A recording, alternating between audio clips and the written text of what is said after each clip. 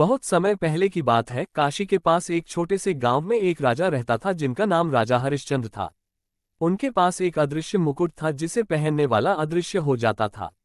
इस मुकुट के कारण राजा की प्रसिद्धि दूर दूर तक फैली हुई थी।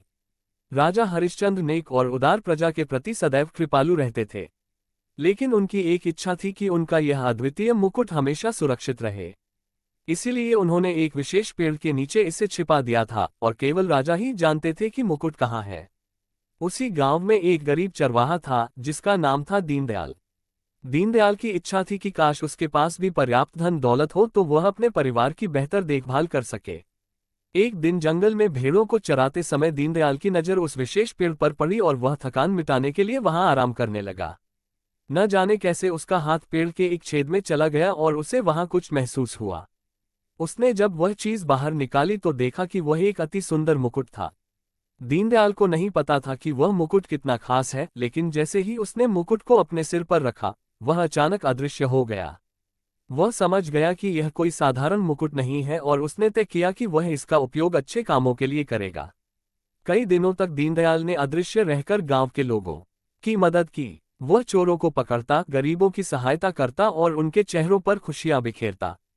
लेकिन उसने अपनी इस खासियत को कभी किसी से प्रकट नहीं किया। लेकिन कहानियों की तरह हकीकत में भी एक मोड़ आता है। राजा हरिश्चंद्र को जब ये पता चला कि उनका मुकुट गायब है तो उन्होंने पूरे गांव में खबर फैला दी।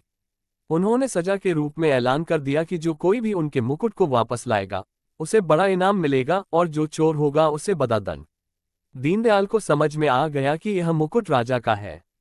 दीनदयाल ने यह निर्णय लिया कि वह मुकुट वापस कर देगा क्योंकि वह नैतिकता और सत्य की राह पर चलने वाला था। वह अदृश्य होकर राजा के महल में गया और मुकुट को वापस उसी स्थान पर रख दिया जहां से वह गायब हुआ था। जब राजा को मुकुट वापस मिला तो उन्होंने उस ईमानदार इंसान को इनाम देने का निश्चय किया। उन्होंने गांव में घोषणा की और दीनदयाल राजा के पास गया। दीनदयाल ने सच्चाई बताई। राजा उसकी ईमानदारी और नेकी से बहुत प्रसन्न हुए। उन्होंने दीनदयाल को गांव में उसकी मदद के लिए बहुत सारा सोना और धन दिया। इस कहानी के द्वारा हमें ये सीख मिलती है कि सत्य और नैतिकता का मार्ग हमेशा हितकारी होता है और अंततः विजय हमेशा सत्य की होती है। आज भी वह अदृश्य मुकुट की कथा, अदृश्य मुकुट, द इनविजिबल क्राउन के नाम से काशी के गांव में प्रसिद्ध है और उसकी शिक्षा हमें ये बताती है कि साधारणता में भी असाधारणता का वास हो सकता है। ये लंबी कथा न सिर्फ एक मनोरंजक गाथा है बल्कि यह उस ऋषि वाक्य को भी प्रतिपादित करती है कि सत्य, नीति और धर्म ही जीवन के सच्चे रत्न हैं।